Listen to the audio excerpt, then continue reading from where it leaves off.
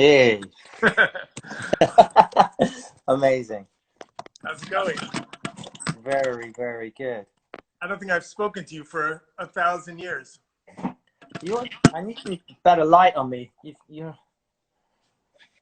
That's a bit better. Yeah, I know. I mean, it's always been like some kind of DM message or something, isn't it? I mean, I think we've got like a kind of a mutual respect for one another, and it's kind of mixed with disdain and sort of slight sarcasm and sort of fear and loathing all at the same time. Fear and loathing. There's a sort of bonding that's basically called art, isn't there? This word called art, and we exist as these kind of microorganisms under this umbrella called art. Okay, I will give it a minute or two because it's not even 4 o'clock yet. Where are you? Oh, that was really good as well. That was beautiful. You want to restage it? Do you have Yeah. a script? How are you? Listen, it's very nice to see you anyway. Good. Nice to see you. And alive and well too. More or less. So you saw your kids yesterday? I don't even remember. No. Did I? No, the day before. Yeah, I saw one of them yesterday. They live downtown. Pardon? We're actually on now, yeah? Yes. Okay, cool. Hi. Hey. Art people. Art people. Yeah. So what were we saying? We were talking about that you and I have a kind of mutual kind of respect or disrespect for one another.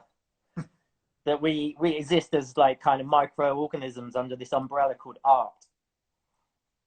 Festering away. It sounded even better the second time. It did, yeah. Where are you? I'm sitting in my studio, which is literally a garage by the sea. I'm on the Kent coast of England. So literally, I mean, you could probably listen, you could hear the sea, the waves are crashing around at the moment. I'm like 2 minutes from the sea. We're right on the edge. So, I mean, my kind of mornings, my way of getting over like kind of any kind of anxiety or whatever is just to throw myself in the sea, which is like 9 centigrade. Current goes either right or left, and you kind of get swept along and disappear and then pop back out again. And, you know, I go in there, this kind of quivering, kind of pathetic little thing, and I come out like Superman, you know, ready to take on the world. It's incredible. That's amazing. Ever since I got attacked by a jellyfish in Spain, and ever since then, I get scared swimming in the swimming pool and think some kind of monster is going to come out and bite me. Oh, yeah. Oh. What was it? A Portuguese man of war or something? It was a mauve jellyfish of the most painful variety that scarred, literally, I'm scarred for life. But anyway, let's get back to, I remember we actually met because somehow you ended up in my house one night in London. Yeah. Who was the intermediary? I can't even remember. It was Alex James, wasn't it? Mr. Blur. Ah. All right, well, let's forget that for now. Part life.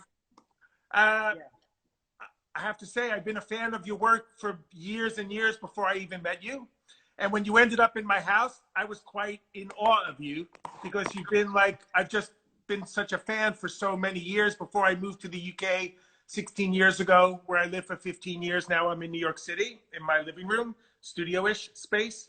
And I've just always been amazed with the kind of body of work that you did with Sue Webster. And now you're on your own. We'll get into that a bit. But I just thought it was so incredible the way there's like I love humor in art, and you have a pretty nasty vein of humor that runs throughout your art, and also a kind of naughtiness in the content. And then it's just like incredibly wildly inventive, from sculptures. And I remember those Neanderthal figures you made of portraits of yourself, the neon works, and the shadow works are quite extraordinary in the kind of just crazy ass work ethic that must be involved in creating those pieces and inventiveness. So anyway, I think it's a pretty amazing body of work. When did you start going off on your own? What year?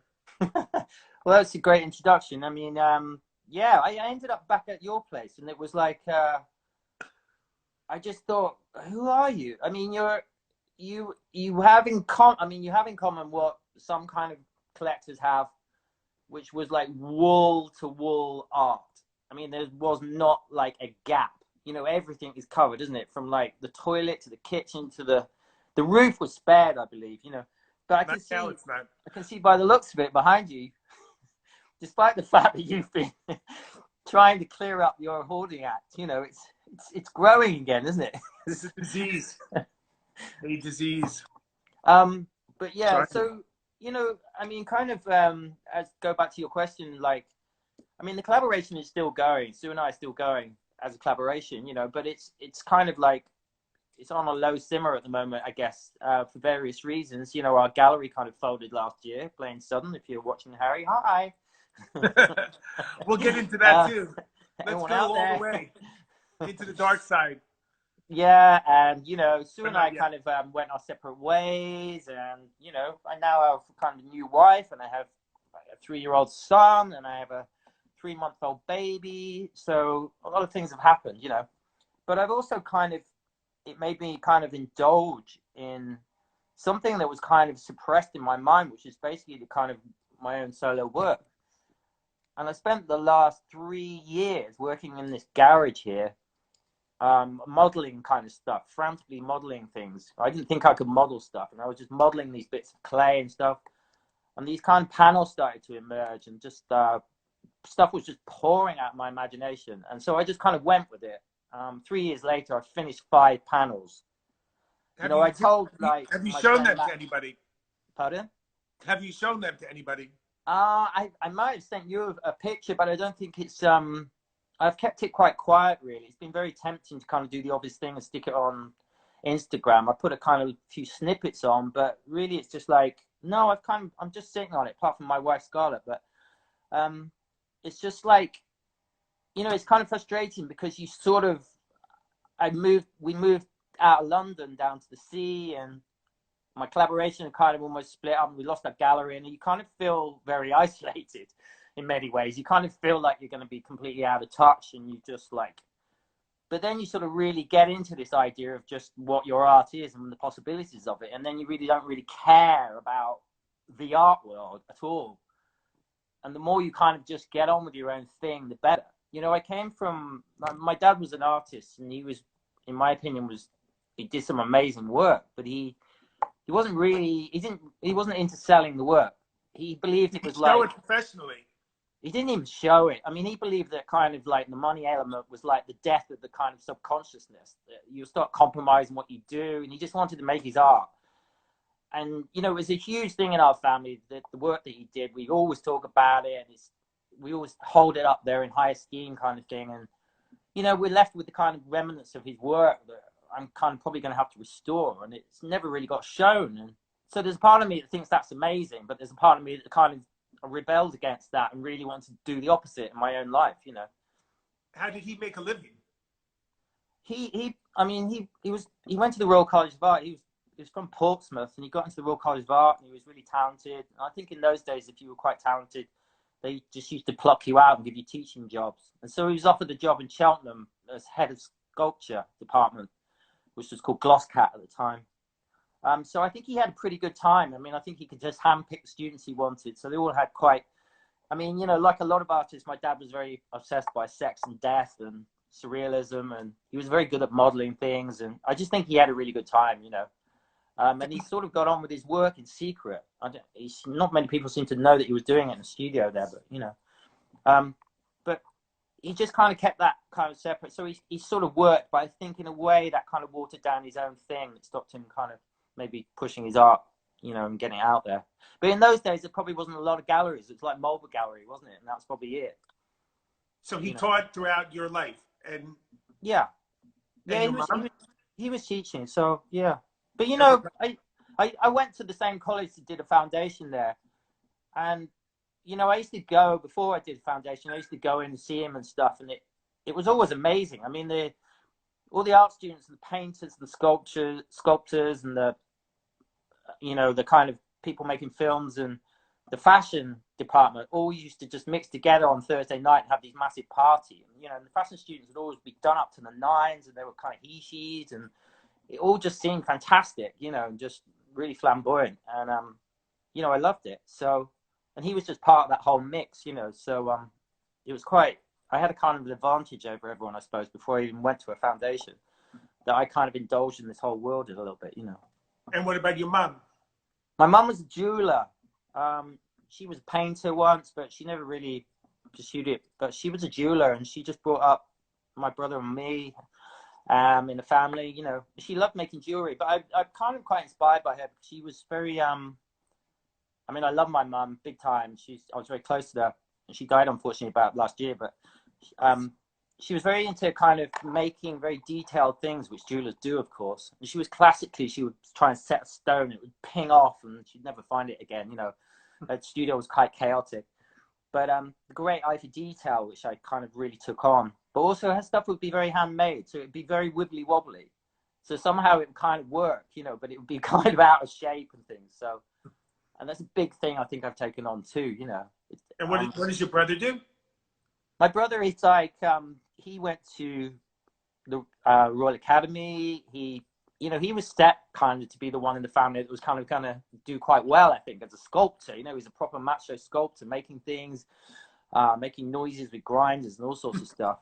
But he was, I think it was a little bit kind of, you know, the whole idea about going out and doing a show. He slightly took on the idea, I think, about my dad, that maybe you don't really need to do that. You just make your thing, and maybe you get the Prix de Rome if you're lucky, or something like that, or offered a, you know, scholarship or something. I don't know, a residency or something. But you know, the whole kind of YBA thing came along like an explosion and just wiped out so many things, you know.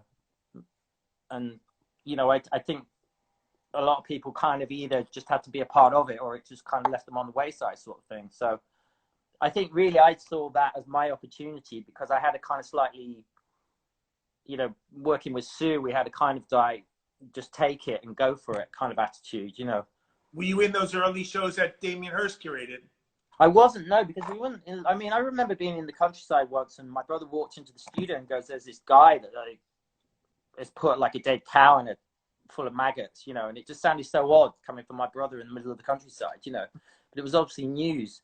I mean, Sue and I were kind of living. We deliberately didn't, you know, we met at college in Nottingham, and then we kind of moved to Bradford, which was like a bit of a hellhole at the time. And it was like, you know, I've never been robbed so much in my whole life, you know. And it was pretty raw, but we avoided going to London kind of thing. So we kind of like, just out of sheer survival, kind of did a business which was like kinetic art and things, and just using bits of junk, because there's huge scrap yards there. We just used to weld it all together, and I used to make it all kinetic because I was very inspired by Jean Tinguely at the time, which my mum took me to see a Jean Tinguely exhibition once at the Tate, and I loved it as a kid.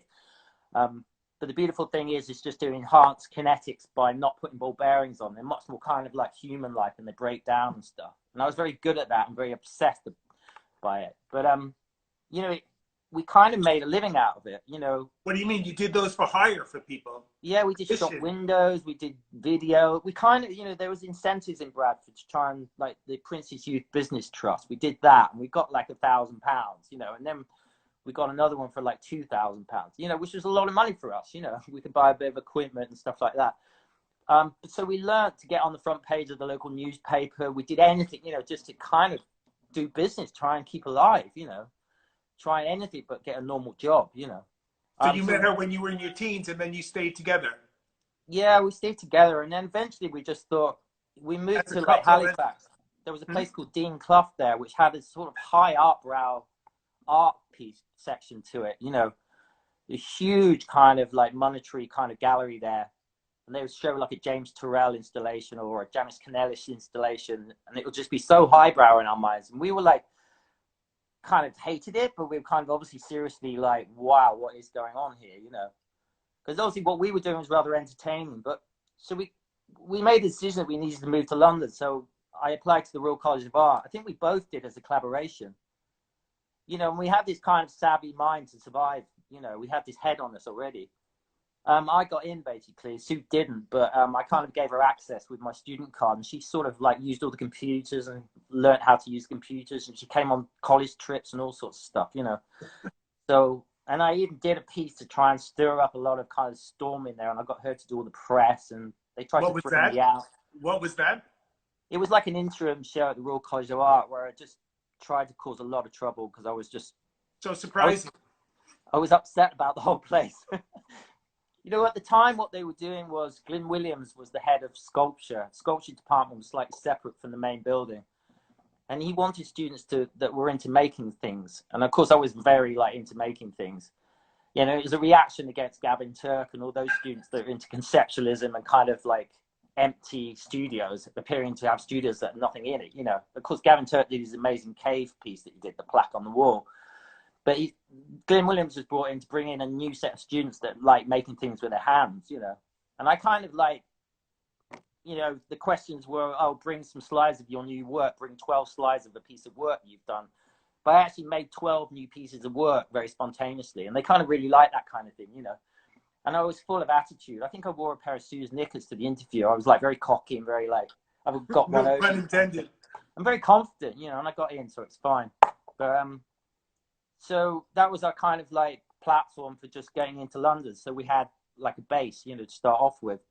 But while I was there, you know, I really started rebelling against the course because a lot of students I felt were working with concrete and steel, and I just found it so boring. And the department was called Sculpture Department. And I remember Alison Wilding coming in one day, and she was quite stroppy. She was known for being quite stroppy. And she was a bit fed up about things. And I was miserable trying to make conceptual work, you know, clear out the room and stuff and do things without my hands, you know, and it was just awful. And she sensed it. She walked in, she said, you should just get a machine gun and just shoot out all the lights. And then she stormed out, you know, and it was amazing. It was like, you know, because we had like Helen Chadwick and people like that who I loved. But Alison Wilding, you know, they were too complimentary about my work. Whereas Alison Wilding was rude and I needed someone to punch me, and she did. And it was like a light bulb going off. And I just did what I do as a kid. I used to climb trees as a kid because I was from the countryside. So I started climbing up the side of the walls of this warehouse building, the sculpture department, and got into the rafters and was looking around at this colossal space up there, you know? And it was all mine. And I thought, this is it. It was amazing. And I thought I was going to do little hammers that went off like woodpeckers going all the way around. That was going to be my final year show. But I ended up climbing on the roof of the building, looking down through a window and knocking. And I thought, oh, I'm going to put a telly up here. And it was an old school TV because we didn't have digital flat screens in those days. And I managed to haul like an old school cathode ray tube television up there and put a box around it. And I did a video. I had to borrow a video camera from a guy from Chelsea because the Royal College didn't seem to have one at the time. You know, and that was it. I made this knocking video, extended the speaker down, you know. So you wandered around, you might look up, and there I was. So it was a very outsider kind of piece, but it was a real like turning point in my kind of whole thing. Nicholas Logsdale kind of came and saw it, and he asked me to install it in his gallery during a Franz West show. So that was really good, you know. Cool. And what did the school say when you did that? What was the response? It was really good because I think I really pissed them off, and they said, look, you need to leave unless you want to stay. And the work I was trying to piss them off with was just awful, you know. But this knocking piece, sorry, the knocking piece was just much more me, and they ended up really loving it, you know. So it was a really nice turnaround, and it taught me a lot about, you know, you don't have to be this provocative creature necessarily. Just do something that's very you and very subtle, and it's much stronger, basically, you know. What was like the division of labor between you and Sue? Like, was one person had a strength in organizing things and another person, and like how do you I mean, you know, Sue is very like kind of good at, she's very incredibly driven person, and she was better with money than I am, and she's like, she'd be very on board in trying to like just kind of work out how to make some cash just to survive and things like that. But you know, she makes a lot of stuff too, and she's very reasonable in one sense, and she's very off the wall in another sense, you know. She's completely wild and quite crazy too. But, you know, so we just kind of like, you know, if I would make things and then she would make things, and then we'd work out how to kind of somehow get them into a place or do something with them, you know. So, I mean, I think Nicholas Logsdale was quite interested in kind of working on more projects, but he couldn't really get his head around the fact that we wanted to work together. And there was a guy called, there was a older student, and the younger students were supposed to help the older students during their degree show. And I had this little kinetic sculpture, and he was like, wow, like my friend Joshua Compton would really like that. And I went, who's he? And he goes, oh, he's a guy in the East End. You know, he does this thing called The Fate Worse Than Death. you know, the Fate Worse Than Death was like, as you probably know, a street in Shoreditch, in very, very early Shoreditch days when it was used to be deserted, but just frequented by artists, you know, who lived in the warehouses there. It was all tables set out by artists, and they had things like, you know, Damien Hirst and Angus Fairhurst had their first little spin painting there and things like that. And Tracy did it, and Sarah did it, and everyone did it, you know. And also Simon Bill, was it true that people would go buy a beer and then he would drink it all until he blacked out and collapsed? Yeah, I think things like that, yeah. And Gavin Turk and everybody, yeah, things like that. I think. So is that when you connected to all the other YBA artists that you're kind of associated with? Well, of course, we were living in Clapham Common at the time, in this cockroach-infested, tiny room full of ants and things. It was just cockroaches everywhere, and the heating was on full. We went to East End, and it was just a ghost town, but it was just so exciting, you know, to see this going on. It was just, that's it. We're gonna get a place here, you know. I mean, I curated a show in London in '96. Yeah. And that's when Joshua Compton died, and that's when when he died. Somehow I got wind of his funeral. Gilbert and George did his coffin, and there was a parade, and he did those crazy shows around the perimeter of Hoxton Square where, like you said, all of these great artists had this great sense of community and spirit. But the story is that he was always, like so many people, trying to make money and trying to kind of hustle his way into making a living. He had the gallery, what was it called? Factual Nonsense? Yeah, Factual Nonsense, FN. You can still see the FN plaques up, yeah. And then he had some ether in his house and went to a Basquiat show, and then he had shown the ether as an art piece, and somehow, like years later, he decided to take a whiff, and it killed him. Yeah, yeah. I think that's something like it. I mean, I heard he found it in a skip or something. He used to sleep under a skylight as well, you know. So I think it was kind of a bit wide, and I think he used to sniff it to try and sleep. I don't know. And I think his brains blew out. They found him on the gallery or whatever. But it was all quite sad. But, you know, I think it was hard for him to make a living probably, and a lot of the artists, like the YBAs, were beginning to get galleries, and they were kind of probably selling their work and things. Maybe, you know, who knows what goes on. Where did you have your first show? That's how we kind of found like Shoreditch, really, you know, and that was kind of like a massive thing. But you were doing some shows. I mean, you asked me to write questions down. I confess that I was really stumped. I was like psychologically stumped. I just couldn't think of anything to ask you. I thought, I'm very boring. I don't have much to say. It's not. But I was like, that's an understatement of the year, what you just said there. I mean, you are literally like Mr. Machine Gun Mouth. I mean, once you get going, I mean, I'm talking more than you, just to stop you talking for a sec. But here we go. You're like, I watched, yeah, and I couldn't think of anything. So I watched a kind of like couple of talks that you did, you know, and it was really inspiring. So literally, like this morning, I did that, and you know, you like the thing when you wrote "dealer" across your face, and you know, there was things like I love the piece you did a sound piece about with brakes from a screeching train. Great piece, you know. And then I put it back out the window, out of an exhibition space, and blasted it out the window back into the street. It was the sound of trucks. It sounded like ancient animals, like a mastodon screeching. Great. Yeah. So how did you? So you were doing like interesting sound pieces like that, you see, and then. So what slightly worries me, you see what I was going, what is Kenny Schachter? What is he? This phenomena right now, you know. I've got like 4,000 followers. Well, I have now, thanks to you. But and you've got what, 25,000 or something? I mean, you know, I was quite big in the art world, and now, you know, it doesn't mean anything anymore, does it? You know. Well, I was actually going to ask you some questions about that. I mean, forget me; it's so boring and whatever. Like you said, I talk so much. All you have to do, it's not hard to find. I never shut up about it. But I'm more interested in you right now, and I'm sure everyone else is way more interested in you. So, like. I always had this, I have to say, like, I always approach collaborations with a kind of skepticism. I mean, you think of Gilbert and George, and that's an anomaly in how they lasted for so long.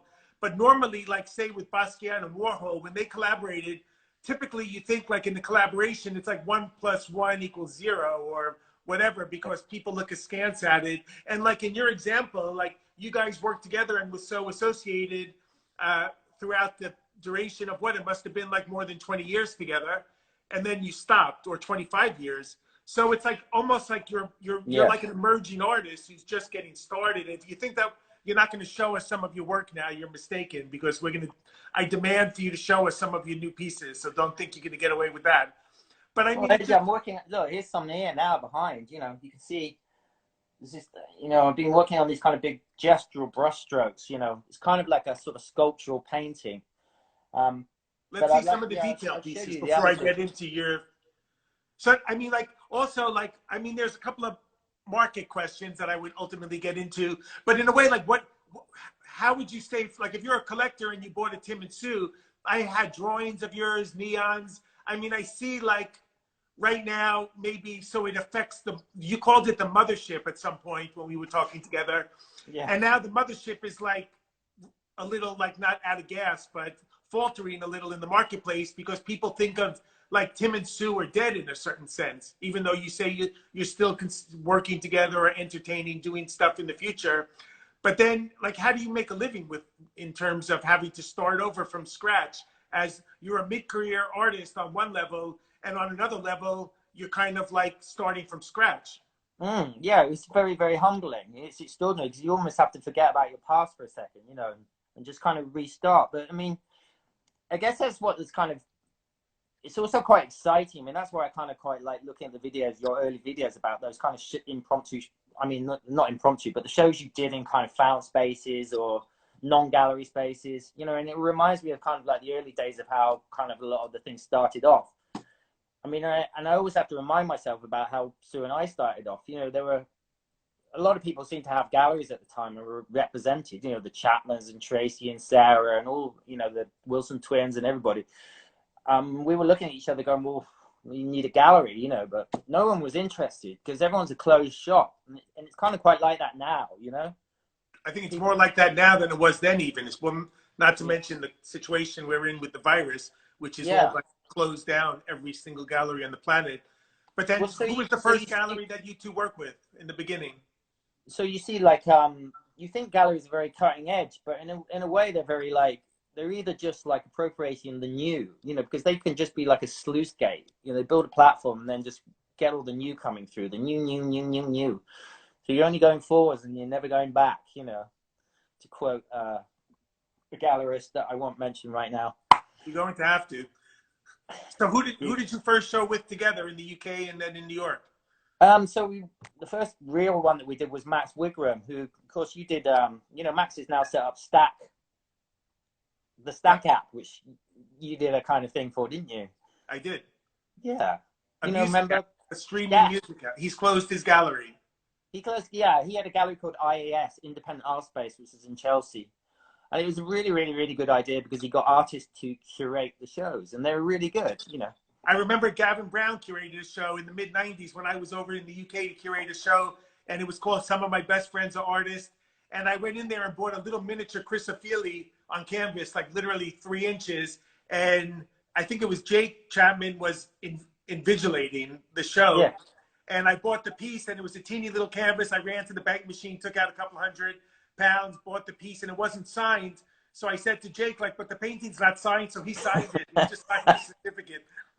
So he signed it, did he? That was cool. Those were the fun days. But now, like, let me ask you. Are you sure that wasn't Jake's show, though? Because Jake did a show there called Some of My Best Friends Are Geniuses. Oh, yes. Maybe that was the show, but Gavin was in the show. He was in the show. Right, because I thought it was interesting because Gavin, as a gallerist, was also very much like showing his work in the 90s, even in New York. Yeah, right. He did like a light bulb piece with a video and a light bulb or something. And but, you know, Gavin went on to open that really smart gallery, didn't he, with the disco dance floor and stuff, which was very clever, really. Oh, right. And then he had a bar, passerby. With the bar, yeah. It's the only time I've ever got drunk with Jeff Koons was in that bar. How was that? Well, it was good. But Jeff was on a bit of a rant at the time about Jeffrey Dykes. So, you know, it was very unusual to see Jeff Koons lose his composure, which he very rarely does. I didn't think he had the capacity to be human. He's like an android or a lovely Scientologist or something. Well, you know, it's just all about optimism and things like that. So nice to see you. And what was he doing to slag off Jeffrey Deitch? No, he wasn't really slagging off Jeffrey Deitch. I mean, come on. I think, you know, it's probably all down to kind of sales of some kind of balloon dog or something like that. I don't really know. I can't remember. Down But, dog, you know, down dog. I've got a long history with Jeffrey Deitch, and I love Jeffrey Deitch, as you know. I love him too. I think And he's you quite love an him incredible too. guy.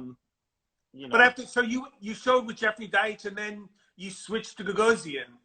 Well, well, remember, we were with You didn't Modern love him Art. that much. So we were with Modern Art. So we started a gallery called Modern Art, or rather Stuart Shave.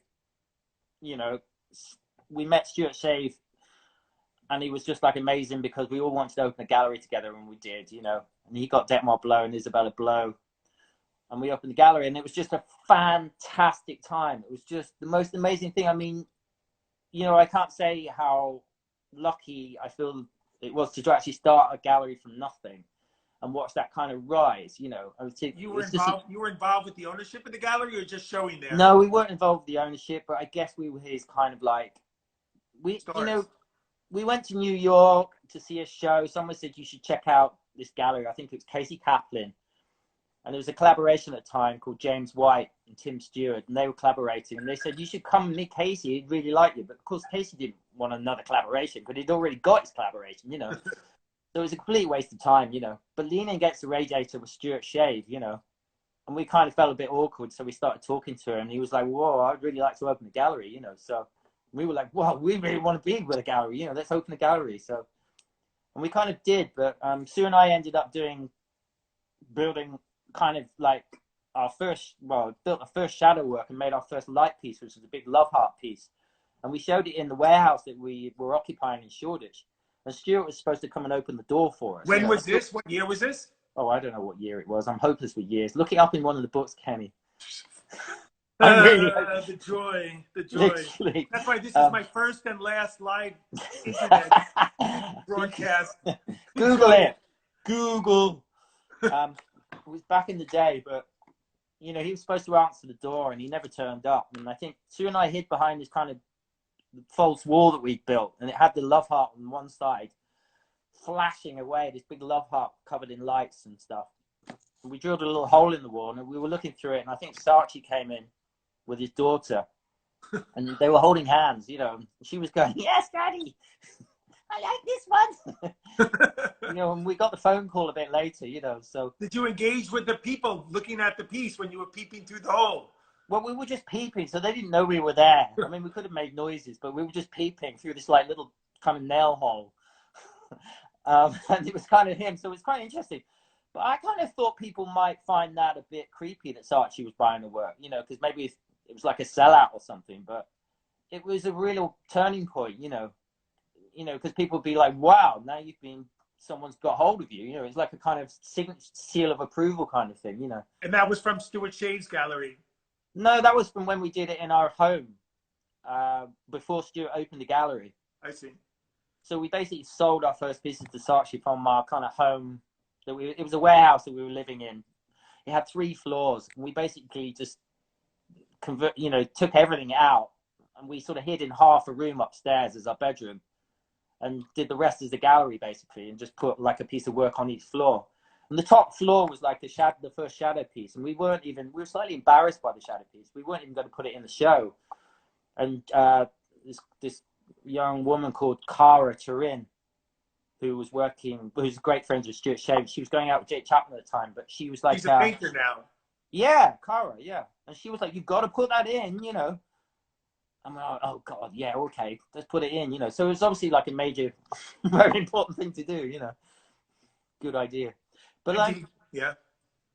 But you're what else was going to tell you? I think what I wanted to talk to you about was like, you know, you were very concerned with the kind of economics of art and also revealing the truth about stuff. But it's like, I think one of the questions was, and I think you almost mentioned it, was you don't get a chance to sort of talk about color and texture and materials and things, which I'm just preoccupied every day, you know, in my studio. That's what I'm dealing with, you know, and that's what I love, and that's what I'm playing with. And the art side, the money side, sorry, it's just like, you know, it's almost like when Sue and Tim were doing really well and we had like waiting lists and things like that, and we were selling everything we made, you know, it's like, you know, the money side almost becomes a bit boring. And I know it shouldn't do, and incredibly lucky to have experienced that, but it sort of kills it a little bit, you know. You know, you end up in people's collectors' homes and all sorts of places, but you start getting removed from the thing that you actually enjoy doing, you know. Did And I'm kind of Saatchi? back. Yeah, go ahead. I'm just back in the studio, and I'm very happy making stuff with my hands, and that's what I love doing, because that's what I've done ever since I'm a kid, you know. And you can't lose sight of those kind of things, you know. Yeah. But you've got this kind of salesmanship, entrepreneurial side to you, where, like I say, you talk like a machine gun, but you're also kind of fantastically infectious. And you clearly love art, and your kids love art, and I guess that's what you talk about all day, isn't it? But I'm the worst businessman that ever lived. I was just near tears thinking about, like, did you manage to save money when you were selling boatloads of art like that for all those? I mean, your auction record, I was just looking this morning, it's like $700,000. Oh, I don't know. Yeah, there was a lot of at one point. There was a lot of auctions. Yeah, there was too many auctions. It just seemed like every week there was another thing. There's more now. What do you think of people buying your work and then selling it or flipping it, or when there was a high demand for it? Did it piss you off or annoy you, or? Well, it was all new, wasn't it? It was all new at the time. You kind of didn't believe it was even going on, you know. And it was like, and then you just think there was so many people. There were people putting things in auction, and then of course you weren't getting anything from it at all, you know. But then it was like, oh my God, if your auction price is going up, or are they going down, or someone goes, phew, wow, you did all right this time, you know. So it's like all that kind of crazy stuff that you just, when you make a piece of art, you just think, wow, I finished a piece of art. But of course, when you release it, it's just the beginning of the journey, isn't it? It's just like, right. My whole life has been about the analysis of that moment where it leaves the studio and enters the stream of commerce, and just critiquing this whole hideous kind of whatever fascinating system that absorbs art into the marketplace, and what happens afterward, and how people behave around it, and the good, the bad, and the disgusting behavior. That, I mean, I see that one of your hearts is actually is in an auction right now at Sotheby's, and in online, The Beautiful in Your Fucking Mind, or whatever the fuck it's called, forever, kind of. That's coming up again at auction, and those things circulate. Sorry, go ahead, say it. Yeah. Oh. Yeah. Well, it was. Like, yeah. Yeah. Yeah. Well, that's what happens, isn't it? But you know, it's like, if you got any sense, then snap these pieces up, you know, because they're actually great. You know, we got stories to these pieces, you know, and so I believe that these pieces kind of emulate those stories, you know, because they were done with real passion and real, like, from the heart, you know. I mean, even some of the pieces that look like they're kind of being fabricated by a manufacturer, you know, by an art manufacturer, were often kind of made by our own hand, you know, and we used to wire these pieces up ourselves, and you know, they were kind of, they're quite crazy when you look around the back of these things, and wires all hanging out and things, you know. But I remember the buzz that was emitted by the neon piece that I have. You couldn't even coexist in the room with it. Besides, the light was almost fascistic, and then it was just emitting this crazy buzz, like in a high pitch. Yeah, which one? I wonder if it was Wow. There was a piece called Wow. It was the pink. You're Fucking Beautiful. Yeah. Oh, that one. Yeah. Okay. That one. That was quite lively. Yeah. Have you sold any Tim Noble pieces, like, over the past 2 years that you've been? Only to you. I sold some record sleeves to you of a piece called The Break. It was a typewriter. Sue typed me a breakup letter on a typewriter, which to this day, I don't know what it says. It's just goes. And on the B side, I think I just recorded like a record, the end of a record going. So and drew on all the sleeves, and you kind of came in the show and brought those pieces, which was amazing. And some cigarettes. Oh, you had a great story. I don't know if you want to tell it about. I bought this pack of cigarettes, and you wrote "cunt," which was like the first word of one of my kids when he was born. Instead of mom or dad, it was like "cunt" when the doctor hit him, I think. But you wrote it all over. You wrote it all over the cigarettes, and you told me some story about Julian Schnabel. Do you remember? Yeah, it was funny enough. I think it was at Jeff Koons' birthday party that Jeffrey Deitch had organized, which was just this, you know, unbelievable, spectacular display. And I was seated next to Julian and the painter. God, what's Sylvester's? Oh, crikey, Cecily Brown. Hi, Cecily, if you will. It was great. I love it, and yeah. I think Schnabel just wanted. He sneaked off to buy vodka, and he came back, and then he wanted. I just wrote "cunt" on his cigarette basically, and he put it in his mouth, and he said to Cecily, "What does it say?" And she went, "Cunt." So it's fine, but it was all good. Oh, because he told you to go out and fetch him some cigarettes, like in a demeaning way or something. No, I think he just got someone. He throws some. I don't know. He got someone to go out and get vodka and cigarettes, and so he could have a cigarette and just sit there or whatever. But it was funny because Jeff Koons was like, came over and he was like talking really sadly, like going, wow, I just love all this. This is amazing. But at this point, you know, this giant birthday cake, you know, someone burst out the top, and I think he missed it because he's too busy like talking to me. I was like, look at the cake. I was like, but you know, Jeffrey Deitch, he's a genius, isn't he? So he's a cool guy. But then, yeah. and then you left him and went to Larry G. Is that true? Well, oh God, I mean, did we leave Jeffrey? I don't know. But you I showed think with Larry. I never would have left Jeffrey, really. You know, Gagosian were kind of like, they were always courting us. I mean, they got those colossal space, and you know, that colossal space in Chelsea, haven't they? And, yeah. You know, if we walked in there, you know, the cameras would spot you, and like staff, so members of staff would come scuttling from either corner, like to go, hi. You know, I think the main guy that was working there at the time was like, anytime you want to do a show here, any of the spaces, just let me know. You know, it was that kind of thing. And this little carrot was dangling in front of us, and Jeffrey was like, no, you can't do this. That's what they do. They swoop down and they take my artists, you know. And we were like, we'd never do a thing like that, you know. And it's just one of these kind of fated things. I think it's kind of like, I think we did a show with them in like LA, and that seemed okay, you know. But we did, I mean, I think what happened was we did the Electric Fountain at Rockefeller Center, if you remember that. It's a huge huge light extravaganza. Cool. Extravaganza, a huge fountain made of lights. Yes, and you made a smaller piece like that. Yeah, we made small. I mean, I'm very obsessed by water, as you can probably tell. I'm a Pisces Aquarius, so water appears a lot. You know, that's why I'm living by the sea at the moment. But like, you know, I think that was kind of like a make or break kind of piece, and I think maybe Gagosian kind of stepped in or something at the time.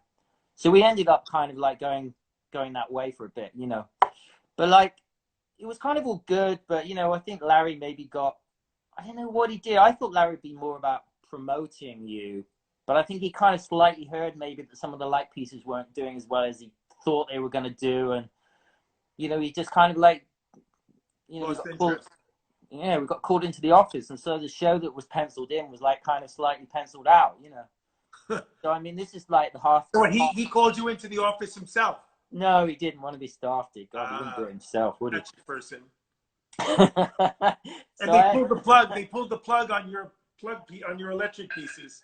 Yeah. But actually, you know what? Because I was quite surprised, because I thought, you know, you kind of hang on to those pieces and then big them up and just do your thing, you know. But actually, he would have got a really amazing show. So you never did a show in New York with him, just one in LA? Yeah, we did the LA show. Yeah. So Harry Blaine came along, and we built a show for his gallery. So, and it was a really emotional, very personal show, and I think Gagosian should have gone with it. It would have been a great show for them to have, you know. So Harry got the show in London. We did it with Harry. Harry got the show in London that you were going to do in New York. Well, I guess because psychologically that was in our minds to kind of do this kind of like very like almost mess up the shadow work that we were doing, you know, because we did something in LA, and we, you know, there wasn't, what we should have done is just do a huge pile of rubbish, you know, that didn't even make a shadow. That's what we should have done in the LA space, you know. A shadow piece with no shadow, that would be hilarious. Yeah, I wish we'd done that, you know. But yeah, we kind of made it out of money. So we made it out of dollar bills, basically. Shadow works out of dollar bills and things like that. And it was good. You know, they were great pieces, but it almost looked like we were getting a bit too good at this thing. You know, maybe we were. So I really wanted to deconstruct the shadow works. And we just went right back to the kind of basics. And didn't you do some crazy gold? You did some crazy gold sculpture. We made splinters of wood that were on the floor, literally like that, this whole thing. You talk more than I do, bro. Not anymore. Listen, the amount of words that I've ever said in my whole life, I'm a very shy and very quiet person, you know. So, definitely. Yeah, sure. I listened to one of your lectures, and you just got faster and faster, and you didn't even take a gulp of breath. I don't punctuate because no one listens to me. No one listens to me on the home front. So I love a captive audience. It's the only chance I get to speak. So did you manage to, if you're not really proactively selling your solo works now, how do you? Well, hey, I didn't say I wasn't selling my solo works now. Okay. saying. I'm building a show at the moment. Okay, so but obviously because of what's going on at the moment, we'll have to see when that happens. So your first show with Harry was in London. Yeah, it was at the Harry's playing Southern Space, so we opened up space with that with that first show. So yeah, it was amazing. And then he opened up the massive Berlin space. We went to Berlin. We were looking for spaces with Harry. We looked at a lot of spaces in a day. And we had about like a couple of hours before we caught the plane. He said, "Look, I've got one more space to look at," and it was that Spiegel, factory where the newspaper was printed. Colossal building, and it was just so exciting to walk into this space, and so ridiculous to walk into this space that we just said, "Harry, you've got to go for this space," and to his credit, he went for it and he got it. And he said, "Well, you're going to do the first show," and we said, "Well, okay, we want you to rent the space next door." And he's like, "What do you want about? You've got this colossal space. I've just got it, And we said, "Well, just get the space next door." So we talked to David Adjaye, and we basically got him to build this kind of maze that had seven corners to it. And we rented the room next door, and we put this whole maze in there, and then just knocked 2 holes through the wall of Harry's gallery. So you walked into Harry's like colossal space, and then you had to go through this kind of broken wall, and then you ended up going down this huge maze into a. And there was like a solid gold something or other. There was a solid gold shadow work at the end of it, yeah, made out of all kind of mummified animals and things. I mean, this came about. I'll tell you how that came about. Is because I got disillusioned with the art game of selling stuff. It wasn't meaning anything to me anymore. And I said to a couple of friends of ours, Chris Hanley, who had a place in Joshua Tree. Don't know if you know, he's a film I do. Director and stuff, but he we went out to Joshua Tree, and I said, "Look, I got to propose this idea. I want to make an underground tomb and put a shadow work down there, and you can buy it, you can own it, but you never announce and see it. We're just going to seal it up, okay?" I just wanted to make a shadow work that existed. And he was like, it existed in this underground tomb, and somehow someone would get down there one day, like, and shine a candle on it or something, and there would be this beautiful piece made out of sort of solid gold and stuff. So, but he was like, "What? Why would I do that?" So we showed that in Berlin. We ended up doing a version of that idea, at Harry's Berlin gallery. And did you sell that? Yeah, we sold that. Can you show us some of the details of your new pieces? We might be able to span it. It's very dark in here, so I'll just give you a quick span. Of the more detailed pieces that I've seen that make up those panels. I mean, you need some light on here. Let me just put some light on. These are like crazy pieces, but you probably can't see them. Go slow. Oh yeah, wow. They're just, I mean, there's all sorts of kind of devilish things on here. There's a beautiful. There's a wait. That kind of relates to some of, and what's the content about in these pieces? Okay, this woman's called Valerie. Okay, she's quite crazy. Yeah. So they're biographical people that you know, or no? They just kind of came out of my imagination, really. So cool. She's fabulous. She's quite a terrifying creature. She has kind of like, I love them, claws, and there's this guy here who's sniffing her head. He's in a kind of straitjacket, but look, they're really great. And how would you present them? You cast them, or you? I kind of cast them in white. So there's one here which is like, you can't really see it. So it's all ended up in white. Just go slow, relax. It's hard to see. I can't see what you're seeing. See? Yeah, but I can see. Well, I see a lot of cracks. There's a baby down there and all sorts of things. So. Oh yeah, I see the face of the baby. But so, instead of keeping them in the clays, because they're in the kind of like this kind of clay, which would be a little bit ephemeral to keep them like that. So I just decided I wanted to cast them in this kind of like resin kind of plaster. That's so cool. So you cast it right off the panels that you've adhered to the wood. Exactly. So they were all done on very cheap plywood. So all the screws and the nails and everything is in there, So it's just got everything in there, all the mistakes and stuff, and just this. I just kind of let it rip with the imagination, really. They're But of beautiful. course, you know, it's a kind of imaginary world that's going on, and it's something I really needed to do, I think, and it's kind of a bit of an ode to some of my dad's work as well, I think. I was just going to say, because you showed me the drawings of your dad, and they remind me of like his drawings that have come to life in this kind of surreal, naughty, kind of like nasty accumulation of distorted figures. And yeah, That sounds about very right, yeah. psychologically kind of disturbed and twisted.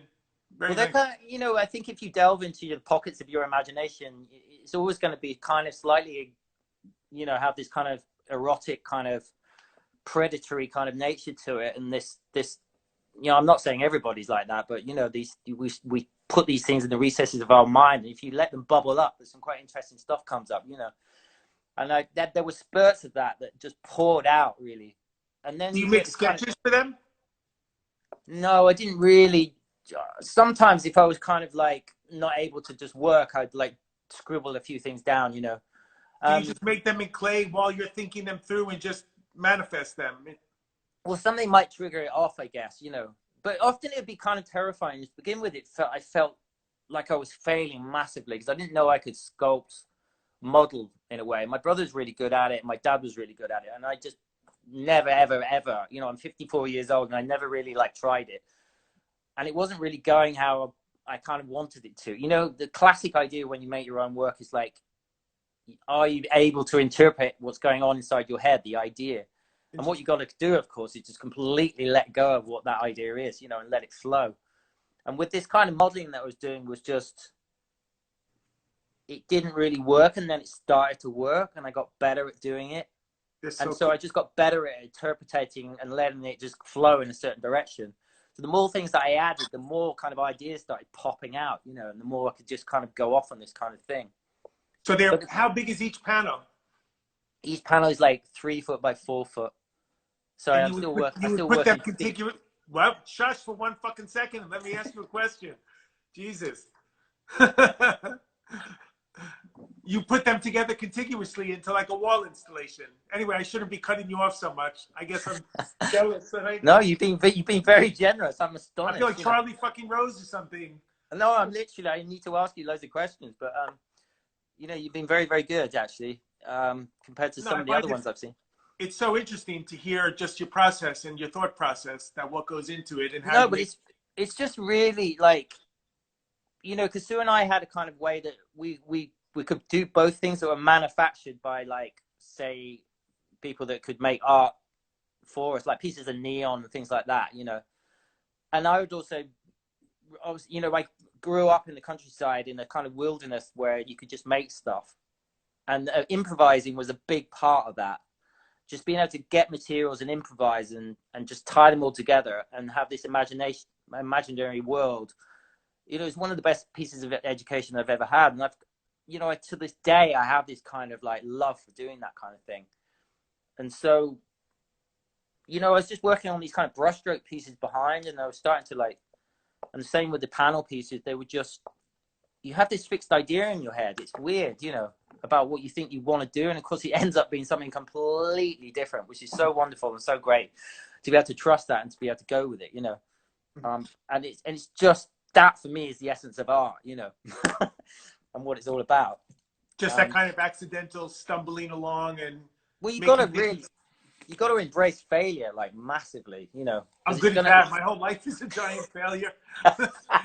Yeah, but that's what I like about you. I was having a panic attack this morning thinking about how, like, I don't know when my next dollar is going to come in or where it's going to come from.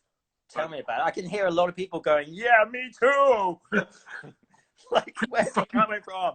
It's pretty depressing, but it cheers me up just to sit with you and talk to you. It's amazing how art really can just make a difference. It's like an antidepressant for me. Well, yeah. I go down and out in Beverly Hills. Sit there and you said you love, there's nothing like being able to rub your nose against a real painting, you know. Every day I do something like that, every single minute of the day. I know. It looks a bit shiny, I must admit. Well, my forehead, I need makeup if I'm going to do this ever again. Someone to buff up the forehead. No, but I totally get what you mean. You know, I mean, like I say, I've been around quite a lot of collectors' houses, you know, and I wouldn't say you are an archetypal collector or whatever, because you're all sorts of different things, but I've seen some quite crazy stuff, you know, and you get access to be able to look at pieces of art, and when the owner kind of goes out the other room, you sort of do weird things like touch them. Or I remember the first time I was in a room with a Rothko. It was in someone's kind of living room, you know. It was a guy that was in San Francisco. He had a Rothko on the wall, and there was a table, and he pressed a button, and a Giacometti kind of rose out the table. Get the fuck out of here. What did you do with his Rothko? What did you do with his Rothko? Oh, I kind of licked it when he went out the room. You did just not. I just needed to do something, you know. Did you? Like, You did not. Just, Did you? I don't. Did you? I wouldn't put it past you. Of course I did. It's just you need to touch art. You need to do things, don't you? You need to like be able to connect with it. And I suppose this is what you were talking about. You put like seats in your galleries, and you wanted it to be more human somehow, you know. And of course, art became very austere because we went through minimalism and conceptualism, and things became very like pure and kind of elitist in a way. And well, now it's like economicsism. Everything is money, money, money, and more art needs to be licked. I'm working on it, actually. I've got a guy that wants to, my friend Magnus wants to make one of these brushstrokes into kind of an edible thing, you know, so it could be possible. It could be happening right soon. Edible panties, edible underwear. Yeah, but I mean, so where do we go from here? I mean, you know, we used to, I remember being a little bit wasted when I was with you the first time I met you. Yeah, we were. Do you still do drugs and drink a lot? No, I pretty much. I'll still have like a bit of a drink. I kind of decided I wasn't going to give up alcohol altogether, but you know, since having kind of kids and stuff, it's just like you're waking up at 6:30 in the morning and going to bed at like kind of 9, you know, and it's just like I really got into the idea of having red wine and stuff, and I was just like wide awake all night and just feeling terrible the next day, you know. So you kind of knock it on the head for a bit, you know. So I've been trying to replace it by throwing myself into the ocean and things like that. It's very cute. When I see these stories that you post with your kids, I have to say it's so adorable. They're so cute.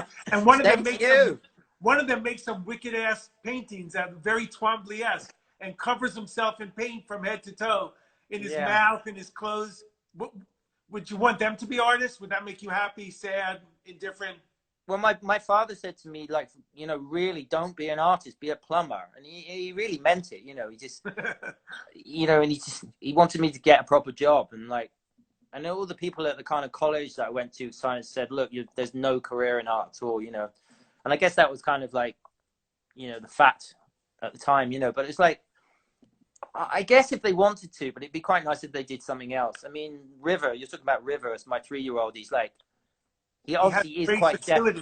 He's quite deft with the paintbrush and stuff. But the funny thing is, it's like he's very jealous of his little brother, you know. And if the little baby makes a noise, he gets very upset about it, you know. And that's when the painting started going really good. You know, he was like throwing it around and like instead of killing his brother. And I was like, oh God, you know. But you know, he's very good with knives. He can cut things. You know, he could be all sorts of things. You know. He could be a mass murderer. He could be a surgeon. Who knows which way it goes? Coming from you, you'd be so. Like, okay, I don't know what to fucking asking some. What would be the best of all possible worlds from you in your work and your life in the next 2 or 3 years, 5 years? What would they? What? Say again. I don't know. Like, where do you want to be? In the water, like with your art and stuff. Do you want to be represented by a gallery as Tim Noble? Do you want to just flit around and do different things and different projects? Where? What? How? Why? Whatever. Well, galleries are funny things. I mean, I'd love to say, I don't need a gallery, and I could just show in alternative spaces and, you know, get some kind of people around who might want to kind of own some of this stuff and sell it to them. And, you know, but I just, you know, I think I need help because my business head isn't, I'm not, you know, I can do a bit of business if I really have to, but you know, I mean, it's just, you know about how to survive. You do it, don't you? But it's like, I think there are other people that are probably better at doing that than I am, you know? Yeah, I agree. And like, so I guess ultimately you do have to look. But you were saying a lot of mid-range galleries are going to go under. Is that right? Well, I just think that it's very hard now. It's hard for everybody.